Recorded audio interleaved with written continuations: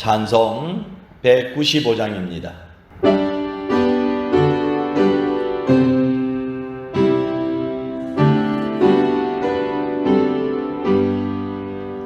성령이여 우리 찬송 부를 때 진심으로 찬양하게 하소서.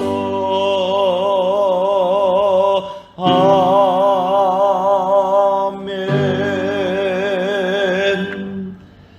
하나님의 나라는 먹는 것과 마시는 것이 아니요 오직 성령 안에 있는 의와 평강과 희락이라. 이로써 그리스도를 섬기는 자는 하나님을 기쁘시게 하며 사람에게도 칭찬을 받느니라.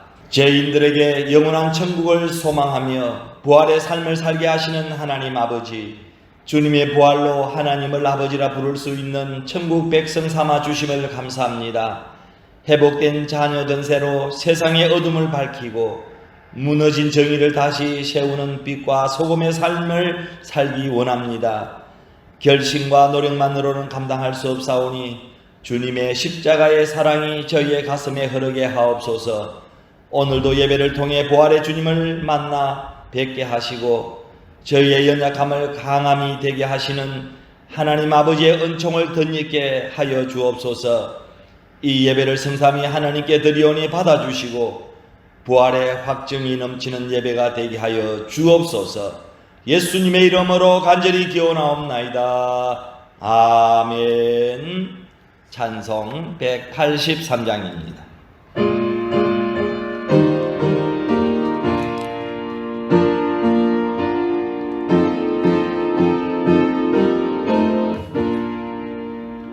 빈들의 마른 풀같이 시들은 나의 영혼, 주님의 약속한 성령 간절히 기다리네. 허물음의 마른 땅에 단비를 내리시던 성령의 단비를 부어 새 생명 주옵소서.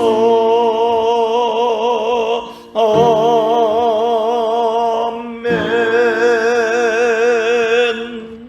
나는 전능하신 아버지 하나님 천지의 창조주를 믿습니다. 나는 그의 유일하신 아들 우리 주 예수 그리스도를 믿습니다. 그는 성령으로 잉태되어 동령녀 마리아에게서 나시고 본디오 빌라도에게 고난을 받아 십자가에 못 박혀 죽으시고 장사된 지 사흘 만에 죽은 자 가운데서 다시 살아나셨으며 하늘에 오르시어 전능하신 아버지 하나님 우편에 앉아 계시다가 거기로부터 살아있는 자와 죽은 자를 심판하러 오십니다. 나는 성령을 믿으며 거룩한 공교회와 성도의 교제와 죄를 용서받는 것과 몸의 부활과 영생을 믿습니다. 아멘. 찬송 197장입니다.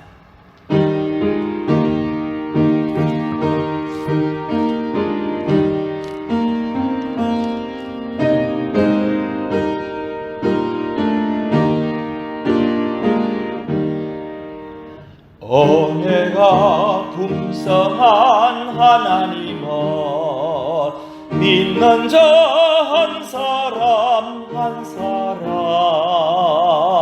어제도 오늘도 언제든지 편찮고 보호해 주시네. 저여 성령의 은사들을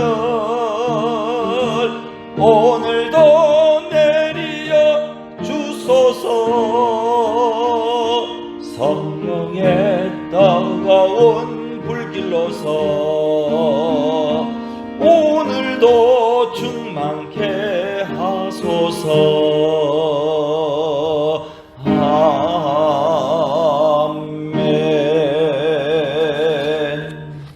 우리의 영원한 생명이 되시는 하나님 아버지, 죽은 자 가운데서 다시 살아나사 잠자는 자들의 첫 열매가 되시고 목마른 자들에게 영생하도록 솟아나는 샘물을 공급하시는 하나님 아버지의 지극하신 사랑과 은혜에 감사와 찬송과 영광을 올려드립니다. 지난주 부활절에 새로운 소망을 가슴에 품고 부활주의를 지키게 하심에 감사합니다. 그리고 전염병 코로나가 창궐한 가운데서도 2021년 필리핀 전국에서 함께 모여 온라인 부활절 연합예배를 드리게 하심도 감사드립니다. 이 시간 전염병 코로나로 마닐라가 봉쇄되어 비대면으로 진행되는 온라인 영상예배를 통해 모든 성도들이 회복과 회심과 성찰의 시간을 갖게 하옵소서. 온 마음과 정성을 다해 신령과 진정으로 가정에서 예배드릴 때 에바다 열림의 은혜가 충만하도록 인도하여 주옵소서. 점점 혼탁해져가는 세속의 굴레에 해독되어 먼저 주의 나라와 의를 구하기보다는 무엇을 먹을까, 무엇을 마실까, 무엇을 입을까를 염려하는 저희의 믿음 약함을 용서해 주시옵소서. 이제 땅에 있는 지체를 죽이고 위의 것을 생각하게 하는 믿음을 더해 주시기를 원합니다. 은혜가 충만하신 하나님, 필리핀은 코로나 전염병으로 마닐라가 봉쇄되어 생활에 많은 제약을 받고 있습니다. 소상공인들과 서민들의 생활이 큰 위기를 만났습니다. 경제가 침체되어 모두가 힘들어하고 있습니다. 교회도 모임 금지로 교회에서 성전에서 예배드릴 수 없는 사상 초유의 일이 계속 일어나고 있습니다.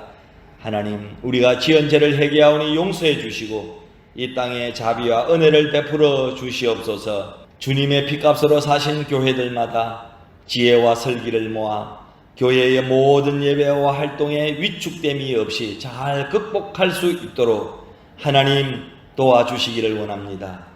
지구촌을 덮고 있는 코로나 전염병이 속히 종식되어 모든 예배의 활동이 자유롭게 진행되게 하나님께서 강권적으로 역사해 주시기를 원합니다. 주의 궁전에서의 한날이 다른 곳에서의 첫날보다 나은 적이라는 말씀처럼 성도들이 성전에 나와 찬송하고 말씀 듣고 은혜 받는 예배를 속히 보게 하옵소서. 전능하신 하나님 아버지, 대통령을 비롯한 나라의 지도자들이 국가와 국민을 위하여 국정을 운영함에 있어 상식과 윤리와 도덕과 법치를 존중하고 지혜와 해안과 분별력과 판단력을 갖추도록 섭리하옵소서. 민심을 경청하며 진정 국민이 원하는 것이 무엇인지 파악하고 주권을 존중하게 하옵소서. 우리 마닐라 한인 중앙교회 모든 성도들이 이 어려운 시기에 더욱 말씀과 찬송과 기도 생활에 열심을 품고 깨어있게 하옵소서. 성도들마다 소망의 새빛이 가득한 마음으로 주의 길 따르는 하나님 백성들이 되게 해주시기를 원합니다. 언제나 소망으로 살며 영광의 하늘나라 멸류관을 얻기까지 최선을 다하여서 이 어려움 속에서도 신앙생활 잘하게 해 주옵소서. 성도들의 사악과 삶의 터전에 번영의 복이 충만하게 하옵소서. 슬픔과 고통 가운데 있는 성도들에게 위로와 평안과 용기를 허락해 주셔서 성도들의 가정마다 행복이 미소짓게 하시고 언제나 주님을 사모하는 마음에 그리스도의 향기가 물씬 풍기게 하여 주옵소서. 전 세계 나라에 흩어져 복음 전파에 열정을 쏟는 선교사들이 어려움을 당하지 않도록 영적으로 물적으로 필요를 지원하는 일에 교회마다 최선을 다하며 소홀함이 없게 하여 주옵소서. 하나님, 교회 안에 몸이 불편한 성도들도 있습니다. 한우들이 완전히 치유함을 받게 하여 주옵소서. 가물어 메마른 심령들에게는 성령의 담비를 내려 주옵소서. 모든 성도들이 시온의 대로를 달려가며 삶의 터전마다 축복의 문이 활짝 열리는 체험을 통해 풍성한 은혜를 받게 하옵소서. 사랑의 하나님, 코로나 팬데믹으로 인하여 정말 혼란스럽고 어렵고 힘든 고난의 격동기에 닥친 위기를 잘 극복하고자 전심을 다하는 교회와 성도들에게 항상 정오의 빛같이 만방에 빛나는 삶이 되게 하여 주옵소서. 이 시간 부족한 종이 권능의 말씀으로 잠자는 영성을 깨울 때 말씀을 듣는 심령마다 성령의 담비를 맡고 마음이 옥토로 기경되어 30배, 60배, 100배의 결실을 보게 하여 주옵소서. 불편하지만 마스크를 쓰고 제한된 여건에서 부득이 비대면으로 영상 예배를 함께하는 모든 성도들이 하나님을 만나는 기쁨이 충만하게 하옵소서. 우리를 어둠의 건세에서 구원해 주시고 회복해 주시며 새롭게 하시어 항상 그리스도 안에서 승리하도록 인도하시는 부활하신 예수님의 이름으로 기도합니다. 아멘. 하늘에 계신 우리 아버지, 이름을 거룩하게 하옵시며 나라 임하옵시며 다시 하늘에서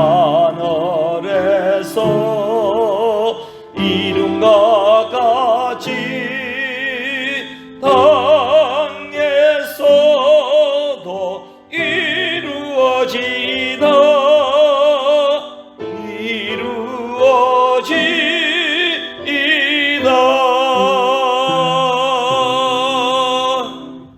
하나님의 말씀은 요한복음 20장 22절입니다.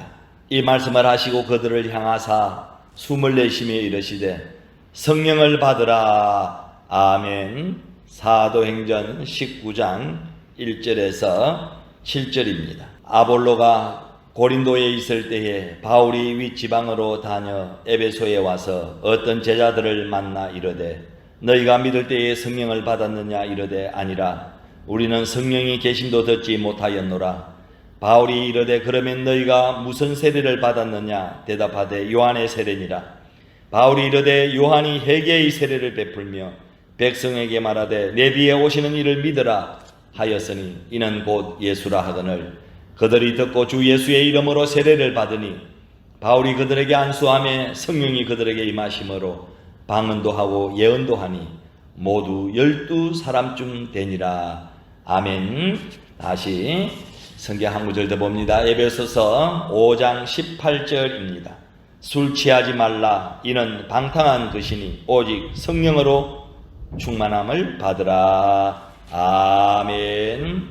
할렐루야. 한 주간도 안녕하셨습니까? 아프신 분은 없으신지요? 코로나가 장기화되면서 타국 생활이 많이 힘드시죠? 의식주는 불편함이 없으신지요? 요즘 필리핀 날씨가 가장 무더운 그런 시기입니다. 전화나 카톡 등 연락할 수 없는 그런 분들도 많이 있습니다. 모두 안녕하시기를 바랍니다.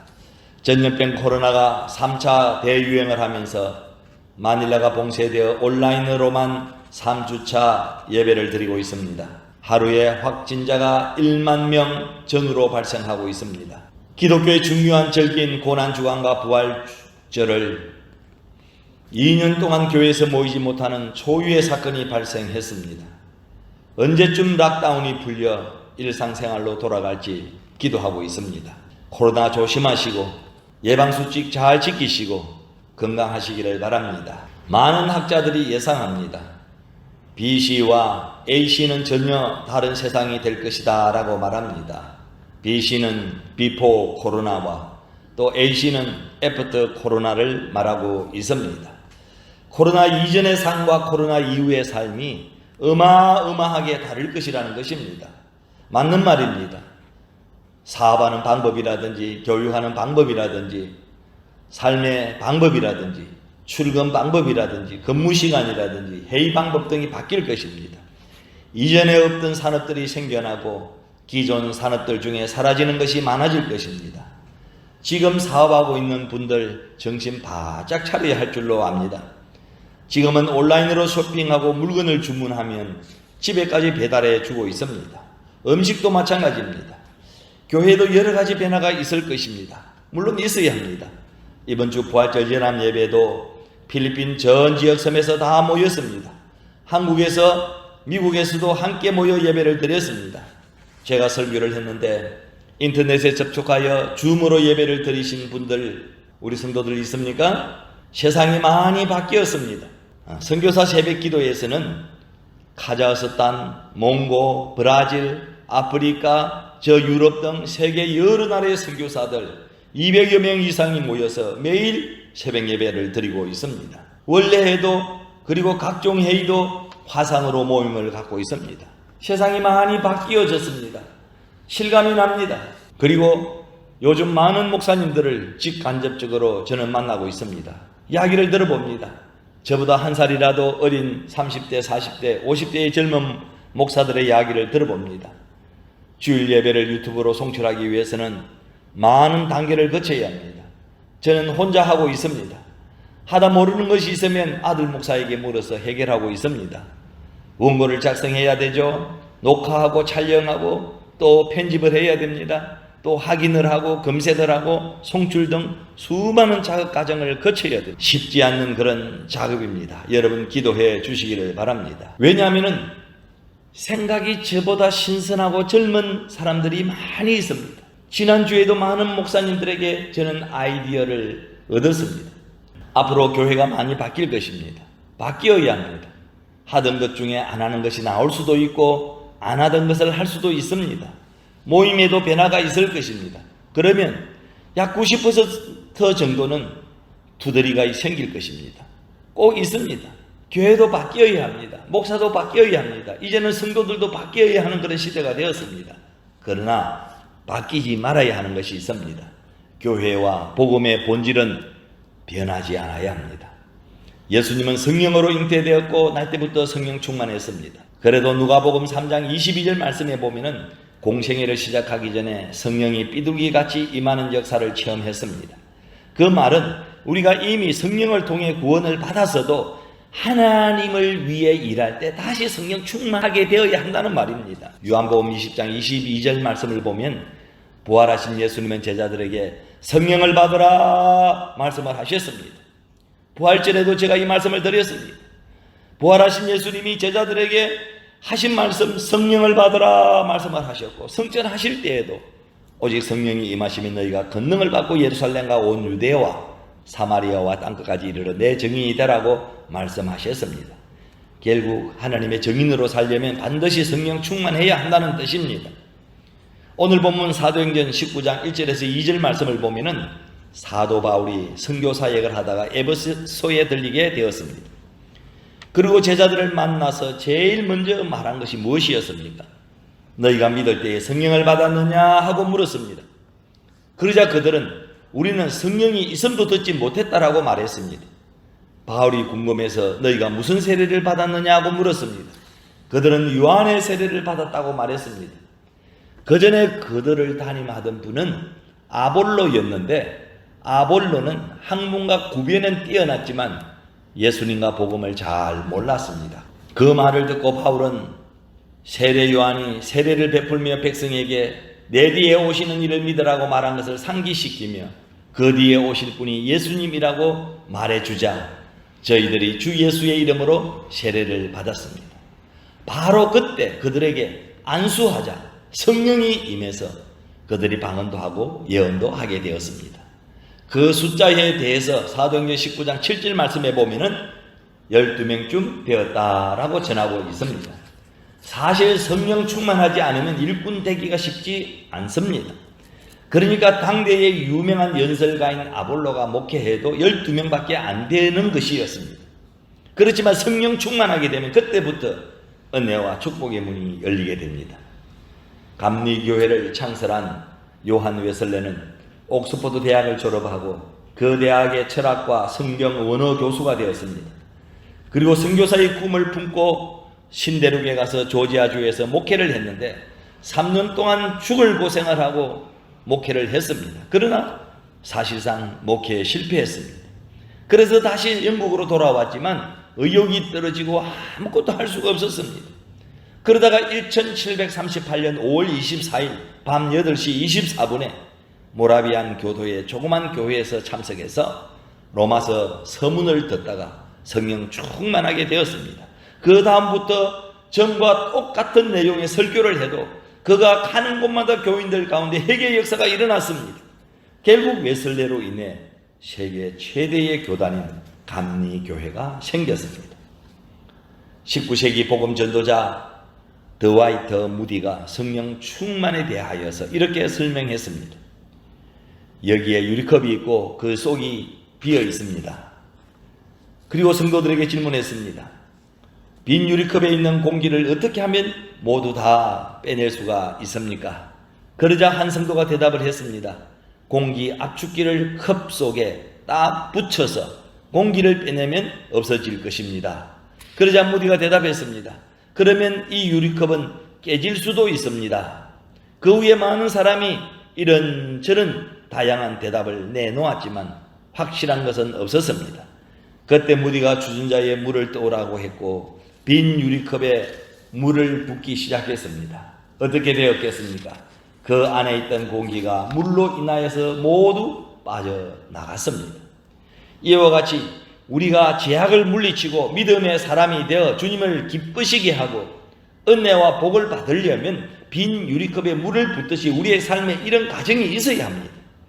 우리는 지금 모습 그대로 주님 앞에 나가야 합니다. 그리고 이렇게 기도해야 합니다. 주님, 제 안에 이런 문제가 있습니다. 제 안에 이런 욕심이 있습니다. 제 안에 이런 분노도 있고 이런 상처도 있고 이런 아픔도 있습니다. 저의 빈 공간을 성령님으로 채워주시고 죄 속에 있는 거짓과 죄악들을 몰아내 주옵소서. 이렇게 우리는 주님 앞에 나가 솔직하게 기도해야 합니다. 이렇게 간구할 때 우리는 진정한 하나님의 사람이 되고 성령의 사람이 될 수 있습니다. 이것이 복과 은혜를 받는 길입니다. 신앙생활에 있어서 성령과 함께 하는 것, 성령 충만을 받는 것은 아주 중요합니다. 우리는 대부분 나의 의지로 삽니다. 내 생각으로 삽니다. 그렇게 살아가는 우리 인생의 모습을 시편 90편 10절은 이렇게 표현합니다. 우리의 연수가 70이요 강건하면 80이라도 그 연수의 자랑은 수고와 슬픔뿐이지요. 내 중심적으로 내 생각대로 살아가는 내 인생의 모습은 그저 수고와 슬픔뿐이라고 성경은 말씀하고 있습니다. 나는 내 인생을 멋지게 만들어 보려고 합니다. 내 인생을 행복하게 꾸며보려고 합니다. 그런데 내 인생은 수고와 슬픔뿐이고 주의 분노 중에 있다는 것입니다. 이것이 성령 없이 하나님 은혜 없이 사는 사람들의 모습입니다. 그러나 성령으로 사는 사람은 다릅니다. 성령으로 사는 사람은 성령의 의지대로 삽니다. 성령께서 감동 주시고 성령님께서 인도하시는 대로 삽니다. 그리고 말씀대로 삽니다. 그래서 하나님이 기뻐하시는 삶을 살게 되어지는 것입니다. 이런 사람에게 주어지는 은혜와 복은 어떤 것일까요? 출애굽기 20장 6절 말씀에 이렇게 약속을 하고 있습니다. 나를 사랑하고 내 계명을 지키는 자에게는 천대까지 은혜를 베푸느니라. 그러기에 우리가 어떤 삶의 태도를 갖고 살아야 하느냐는 아주 분명합니다. 우리는 성령으로 살아야 합니다. 믿습니까? 아멘이시죠? 자, 오늘 본문을 다시 보십시오. 본문을 보면 성령 충만 없이 요한의 세례만 받고 살아가던 에베소의 사람들이 성령을 받는 장면이 나옵니다. 또 이와 유사한 장면이 사도행전 8장 사마리아 전도에서도 나옵니다. 성령 임재 없이 신앙생활을 하던 사람들이 사도들의 안수를 받고 성령의 임재를 경험하는 내용입니다. 사도행전 8장의 사람들이나 본문의 사람들이나 성령의 임재 없이 믿음 생활, 신앙생활을 했습니다. 그러나 성령의 임재 없이도 신앙생활이 가능하다는 것입니다. 그런데 고린도전서 12장 3절은 이렇게 말씀합니다. 성령으로 아니하고는 누구든지 예수를 주시라 할 수 없느니라고 말씀하고 있습니다. 성령이 내 안에서 역사하셔야 예수를 믿을 수 있습니다. 이건 분명한 사실입니다. 성령의 도움 없이는 예수를 믿을 수가 없습니다. 믿습니까? 이것은 성령의 도움과 성령의 임재는 조금 다르기 때문입니다. 쉽게 말하면 내가 예수를 믿을 때 성령께서 역사하셨습니다. 본문의 사람들도 마찬가지입니다. 그런데 본문의 사람들은 그 성령의 존재를 전혀 느끼지 못했습니다.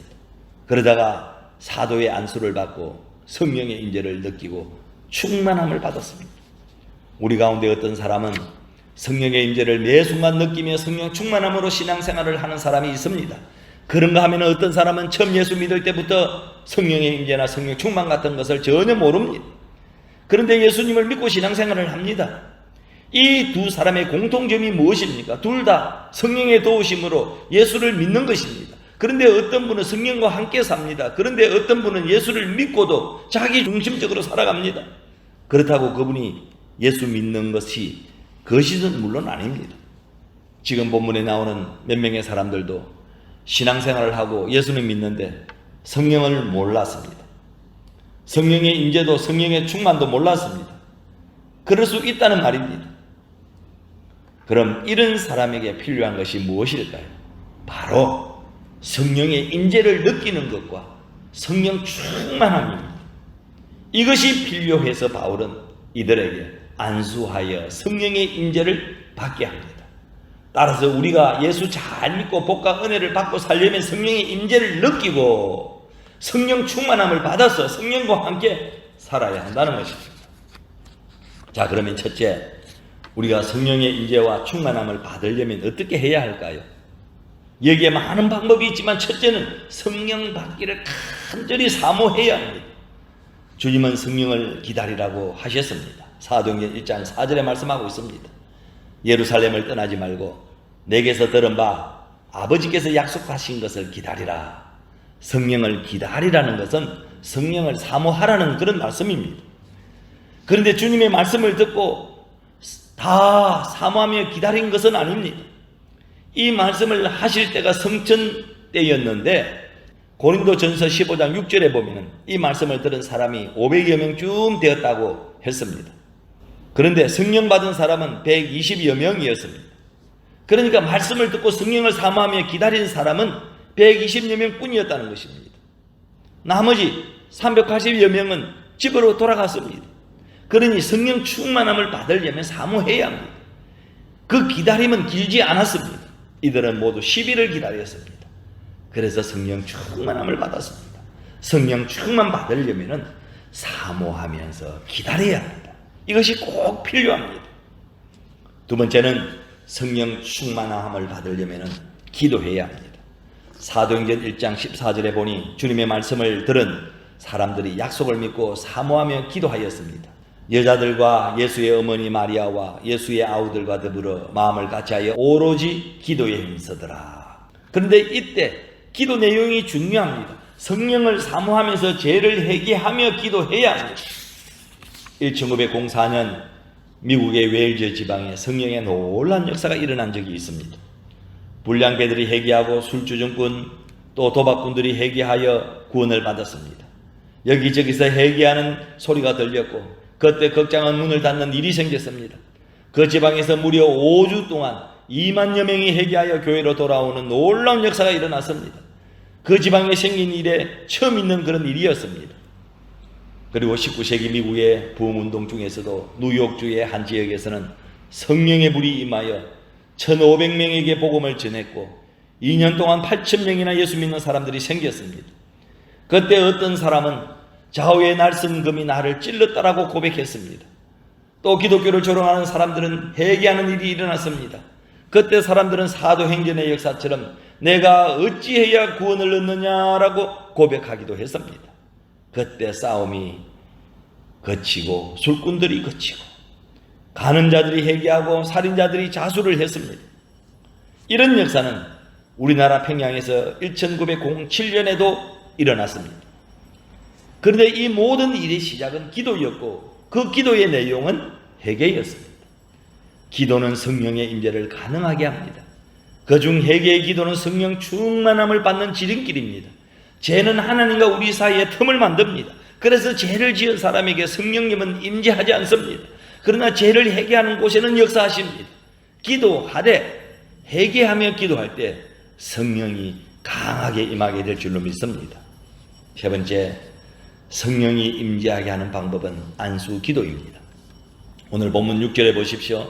바울이 그들에게 안수하며 성령이 그들에게 임하심으로 방언도 하고 예언도 하니 그랬습니다. 안수 기도는 성령이 임하는 방법 중에 하나입니다. 사도행전 8장 17절에 말씀하고 있습니다. 안수 기도라는 방법을 통하여 성령께서 임재하십니다.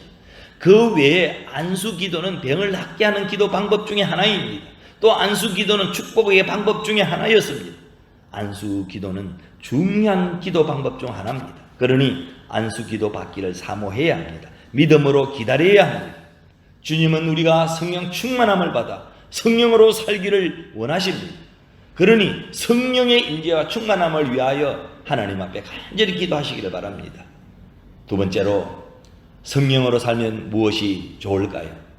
본문 6절에 보니 성령을 받은 사람들이 방언을 하고 예언을 말하는데 이것이 무슨 뜻입니까? 보다 깊고 성숙한 믿음 생활을 하라는 그런 말씀입니다. 우선적으로 성령 받으면 믿음이 깊어집니다. 믿음이 깊어지면 구원이 확고해집니다. 구원의 확신함이 생깁니다. 로마서 10장 9절에 보면은 너가 만일 내 입으로 예수를 주로 시인하며 또 하나님께서 그를 죽은 자 가운데서 살리신 것을 내 마음에 믿으면 구원을 받으리라고 말씀하였습니다. 또 믿음은 축복의 통로입니다. 갈라디아서 3장 9절은 이렇게 말씀합니다. 믿음으로 말미암은 자는 믿음이 있는 아브라함과 함께 복을 받느니라. 아브라함과 함께 받는 복은 영적인 복과 육적인 복을 다 포함하고 있습니다. 창세기 12장 2절에서 3절에 나오는데 하나님의 자녀가 되는 영적인 복과 큰 민족을 이루고 창대하게 되는 복이 뒤따라옵니다. 이 복은 청량할 수 없는 복입니다. 세상의 복과 비교할 수 없는 복입니다. 성령 충만하여서 우리 모두 이런 복이 임하기를 주의 이름으로 간절히 축원합니다. 또 하나, 우리가 성령을 받으면 소망이 생깁니다. 우리가 세상에서 살면서 가장 두려워하는 것이 고난입니다. 믿음 없는 사람들에게 고난은 그냥 고난일 뿐입니다. 그러나 성령이 임재하는 사람, 성령이 충만한 사람에게 고난은 축복의 도구가 될 줄 믿습니다. 그것으로 인하여서 낙심하거나 실망하지 않고 그 안에서도 소망이 생기기 때문입니다. 보혜사 성령께서 고난 중에도 우리를 위로하시고 격려하시어서 다시 일어나게 해 주시기 때문인 줄로 믿습니다. 그래서 바울은 로마서 8장 29절에 이렇게 말씀합니다. 하나님을 사랑하는 자, 곧 그 뜻대로 부르심을 입은 자들에게는 모든 것이 협력하여 선을 이루느니라고 말씀하셨습니다. 그렇습니다. 성령께서는 우리의 모든 것을 아시기에 우리의 삶의 문제나 괴로움이나 모든 것을 통하여 소망을 주시고 결국은 잘 되게 하시는 분, 모든 것이 협력하여 선을 이루게 하시는 분이십니다. 또 하나, 우리가 성령을 받으면 평안이 임합니다. 평안은 성령 받은 사람들의 특징입니다. 성령이 임하면 마음의 근심이 사라지고 걱정이 사라지고 불안이 사라지고 염려가 다 사라집니다. 성령이 함께 하심을 느끼기 때문입니다. 성령을 받으면 마음이 평안해집니다. 사도행전 12장 6절에서 7절에 보면 베드로가 전도하다가 헤롯의 핍박을 받아 감옥에 갇혔을 때의 일이 나옵니다. 헤롯이 잡아내려고 하는 그 전날 밤에 베드로가 두 군인 틈에서 두 쇠사슬에 매여 누워 자는데 파수꾼들이 문 밖에서 옥을 지키더니 홀연히 주의 사자가 나타나며 옥중에 강채가 빛나며 또 베드로의 옆구리를 쳐 깨워 이르되 급히 일어나라 하니 쇠사슬이 그 손에서 벗어지더라. 베드로가 감옥에 갇혔는데 잠을 잡니다. 얼마나 깊이 잠이 들었는지 옥중에 강채가 나도 모르고 잡니다. 내일 헤롯이 베드로를 잡아 벌을 주려고 할 터인데도 옆구리를 쳐서 깨울 정도로 깊이 잠이 들었습니다. 이건 평안이 임하지 않으면 일어날 수 없는 일입니다. 성령이 임하면 평안이 임하여 긍정적인 사람이 됩니다. 마음이 달라집니다. 부정적인 마음이 다 사라지고 생각도 다 달라집니다. 말투도 달라지게 되고 성령이 임하면 까칠까칠하고 날카로운 사람이 평안의 사람이 됩니다. 비난하는 말이 변하여서 칭찬하고 격려하는 사람이 됩니다. 얼굴도 달라져요. 얼굴에 미소가 흐릅니다. 이건 성령의 역사입니다. 성령의 임재와 충만함을 경험한 무디의 일화입니다. 1871년 10월 미국 역사상 최악의 화재인 시카고 대화재로 대도시 하나가 잿더미로 변하고 말았습니다. 또한 그것은 무디가 힘들여 쌓아놓은 모든 사역이 한순간에 끝났다는 것을 의미했습니다. 그 화재는 무디가 담임하고 있던 일리노이 스트리트 교회와 그의 집과 재산을 송두리째 빼앗아갔습니다. 그러나 필생의 사역이 완전히 허물어진 거기서부터 하나님은 더욱더 훌륭한 일꾼을 일으킬 작정을 하셨습니다. 평소에 무디의 기도 제목은 주의 영으로 충만함을 입은 것이었는데 화재 이후에도 그 기도는 계속되었습니다. 그러던 어느 날 뉴욕에서 사건이 일어났습니다. 해심 후 중생의 체험이 있은 지 꼭 16년 만의 일이었습니다. 그때 나는 성령의 강력한 능력에 휩싸였습니다. 나는 하나님께 당신의 손을 멈춰달라고 간청해야 할 정도로 강력한 그분의 사랑을 경험했습니다. 그 후 무디는 똑같은 설교, 똑같은 방식으로 말씀을 전했습니다. 이전에는 사람들의 관심을 보일 정도였다면 이제는 사람들이 때를 지어서 나왔습니다. 그것에 대해 무디는 나에게 온 세상을 다 준다 할지라도 이제는 축복을 경험하기 이전 상태로 결코 나는 돌아가지 않을 것입니다. 세상 부귀 영화는 저울에 달린 조그만 먼지와 같다라고 고백을 했습니다. 그랬습니다. 성령이 임재하시는 것, 성령의 충만함을 구하는 것, 이것이야말로 우리가 반드시 구해야만 하는 평생의 기도 제목이 되어야 될 줄 믿습니다. 사랑하는 성도 여러분, 저는 우리 모두가 성령을 구하고 성령을 힘입어 살기를 소망합니다. 그것이 내가 사는 길이요, 복을 받는 길이요, 우리 가정과 우리 교회가 살고 나라와 민족이 사는 길인 줄로 믿습니다. 성령으로 사십시다. 성령을 힘입어 사십시다. 우리 모두 이렇게 성령과 동행하는 그런 삶을 살아가시기를 주의 이름으로 축원을 드립니다. 이 시간 우리가 오늘 주신 말씀을 생각하면서 우리가 성령 받기 위해서 주여 한번 부르고 통성으로 기도하기를 원합니다. 주여! 아버지야, 부활하신 후에 우리 예수님께서 성령 받아라, 성령을 받으라고 하셨습니다. 주여, 성령의 임재와 충만함을 받으려면 어떻게 해야 하는지 말씀을 통하여 하나님 은혜를 받게 하시니 감사를 드립니다. 아버지 하나님, 성령 받기를 사모합니다. 주여, 나에게, 우리 교회에, 우리 모두에게 성령의 충만함을 주옵소서. 특별히 코로나가 창궐한 이 어려운 시기에 아버지 성령의 임재와 충만함을 아버지 하나님 간구하게 하여 주옵소서.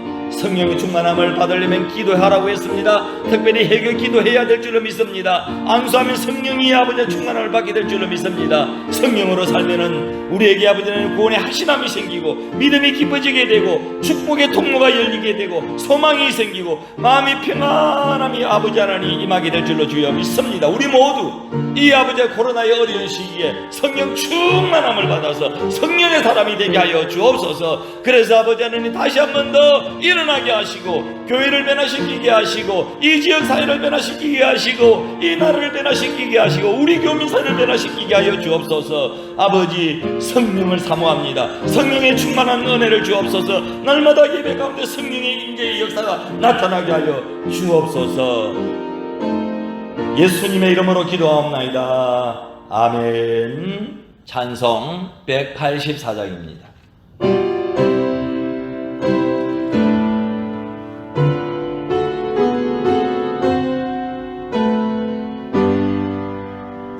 주의 제단 부리에 우리 몸과 영혼과 우리 가진 모든 것 지은 바치옵니다. 성령이여 임하사 우리 영의 소원을 만족하게 하소서. 기다리는 우리에게 불러 충만하게 하소서.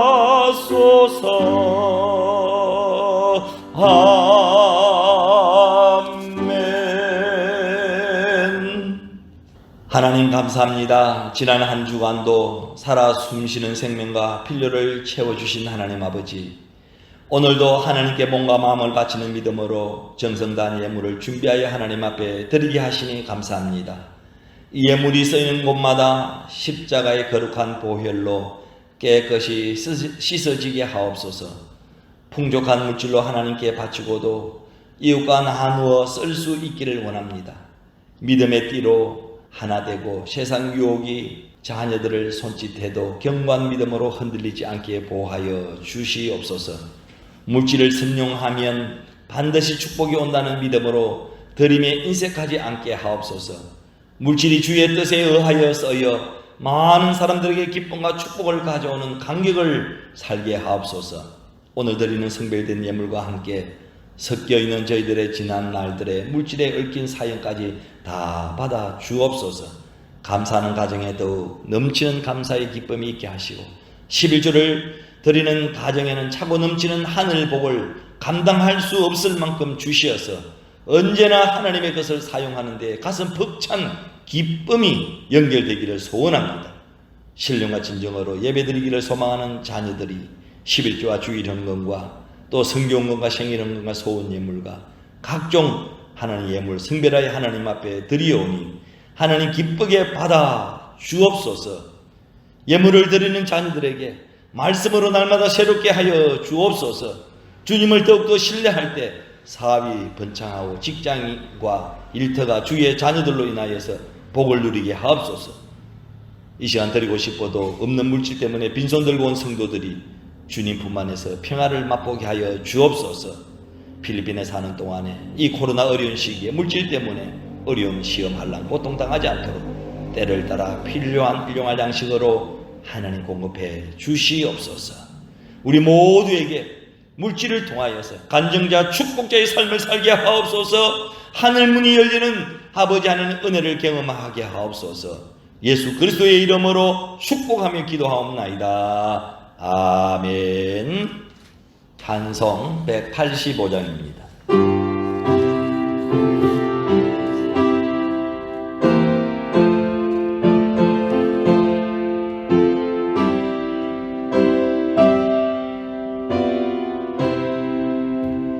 이 기쁜 소식을 온 세상 전하세. 온 환난 고통을 당하는 자에게 주 믿는 성도들 다 전할 소식은 성령이 오셨네. 성령이 오셨네. 성령이 오셨네. 내 주님 보내신 성령이 오셨네. 이 기쁜 소식을 온 세상 전하세. 성령이 오셨네. 이제는 사망의 근세를 이기시고 영원한 승리자가 되신 예수 그리스도의 은혜와 독생자 예수 그리스도의 아낌없이 허락하신 하나님의 영원하신 사랑과 우둔할 때 지혜를 주시고 약할 때 강한 힘을 주시는 성령의 끊임없는 교통하심이 부활의 간격을 안고 증거하기 위해서 세상으로 나아가는 모든 성도들 머리머리 위에 지금부터 영원히 함께 하옵시기를 간절히 축원하옵나이다. 아멘.